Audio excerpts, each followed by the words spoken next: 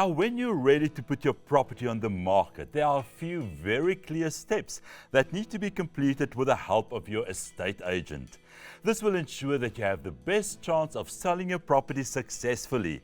And to help us unpack this very important listing process is Michelle Cohen from the Leapfrog Property Group. Michelle, welcome back to All About Property. Thanks, Cornelius. Lovely to be back. Now, when a seller puts his property on the market, the very first step is to reach out to an estate agent, for that agent to do an evaluation, or also known as a comparable market analysis. What happens during this engagement between the estate agent and the seller? The estate agent comes armed with facts and figures about what has been selling in the area and what's currently on the market. So a good estate agent will bring you a pack. They'll introduce themselves, they'll tell you who they are, they'll tell you of their experience. They should bring some references of people who've worked with them previously. And then they'll discuss with you where the current market is, the homes that have been on the market in the area that you live in, the homes that have sold, and as importantly, the homes that haven't sold. And they'll give you a very good idea of where your home would sit price-wise. They should also give you some tips on marketing the home, on how you present your house for marketing, on various little bits and pieces that are pretty important. For example, giving your bank notice that of your intention to sell. You know, the banks require a 90-day notice period so that you don't have a penalty when your bond is cancelled. And they'll give you information like that about how the process will work and how they'll hold your hand through the process.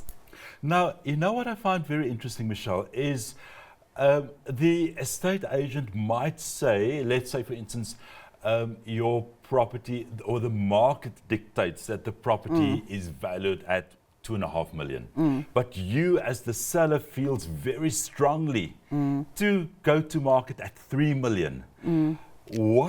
How would the agent and the seller then get to a point where they agree on how they're going to market? Or would the estate agent just say, okay, seller, we're going with what you're saying?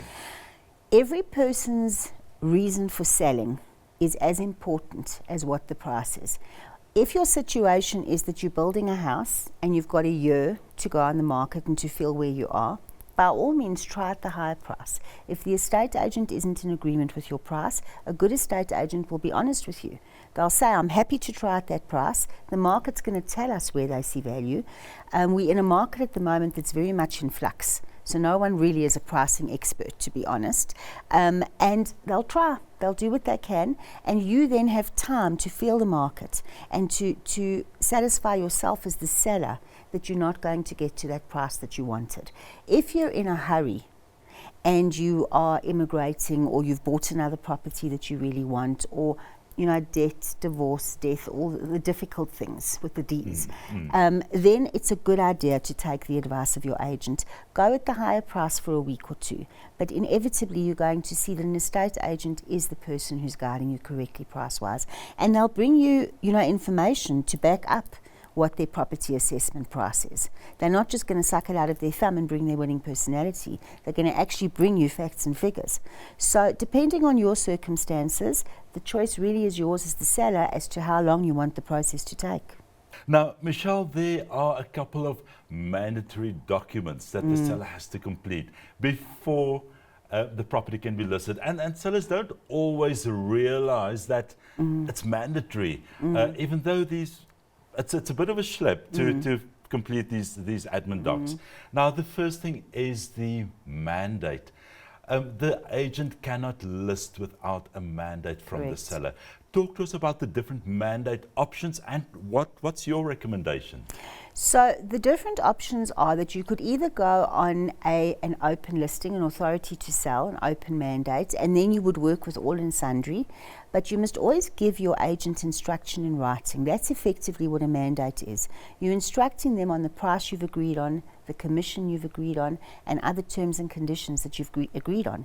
You're entering into a very expensive contract, so have it in writing. The second kind of mandate that you can do is something called a joint mandate. So you choose two agents that you're very that you feel comfortable with. You give both of those agents a mandate. Your terms and conditions are both the same for both agents. There's no argument in terms of pricing. Everyone knows this is what we're advertising at. And the third option, and this is the one that I am the most fond of, and I'll tell you why, is the exclusive sole mandate. You contract with one person that you feel comfortable with. You put in writing your terms, your conditions, your pricing, the commission that you're happy to pay. You even can put show days in, the dates that you're going to have show days. You get what your agent's going to do for you in that mandate, and you sign it and you enter into this contract on the understanding that you want this process to happen in this manner. Exclusive sole mandate makes an agent accountable to you as a seller. That agent is contracted with you, they are accountable to you. You are basically, they've got a post-dated check for their commission and they need to make it work. And they need to look after you as the seller because you have committed to them. The level of commitment is far higher. A lot of people say, I'll put lots of agents on my property and may the best man win. But the best man is then running towards the finishing line with the end in sight as to sell your house, not necessarily for the very best price. And that's where exclusive sole mandates come in. An agent who is not batting off all the other agents is working for you to get you the best price. And that's really, really important. Now, a seller disclosure document. Yeah. Why is this so important? And firstly, what is it? So it's called an immovable property report. And what it does is it tells you exactly the condition of the property that you're selling. It kind of covers you as the seller, because you as the seller are saying, I know that there's chipped tiles. I know that my roof is leaking. I know that my swimming pool needs to be resurfaced. You're being totally honest. I know all these things are a problem in my property, and this is what I am selling you, Mr. Buyer. So the buyer comes in and enters into a contract with you as the seller with eyes wide open. The buyer knows what they are buying. The buyer then can't come back to you 6 months after transfer and say, hold on a minute, you didn't tell me that these tiles were chipped. You never told me that the gutters need to be replaced. You and I need to engage in a bit of a legal battle now to rectify the situation. So that immovable property report is there to protect both parties. In a little way, it's also there to protect the agent, because we don't live in the property. So we're really reliant on the seller to disclose the condition. And it doesn't mean that someone won't buy your house. It just means that a person's going to come in and know what they're buying. Buying a property is emotional. If someone walks in and they love the home, they're going to love it. But let them know what they're buying from you. And it just gives everyone a level of comfort to be aware of what the condition of the home is. There's certain things like roof trusses and things like that obviously you don't know. No one expects you to climb into the roof and check your trusses. But the things that you know about are very good to disclose, and it's important. To move forward with your sale with a level of confidence that you're not going to have that as a stopgap in the middle of the process. Now, the agent also needs to FICA the seller. Correct. What is that all about? So FICA has become very, very much a part of our world as estate agents, because the motivation is they're wanting to get South Africa off the grey list. And it's actually a very good thing. We need to know who we're engaging with.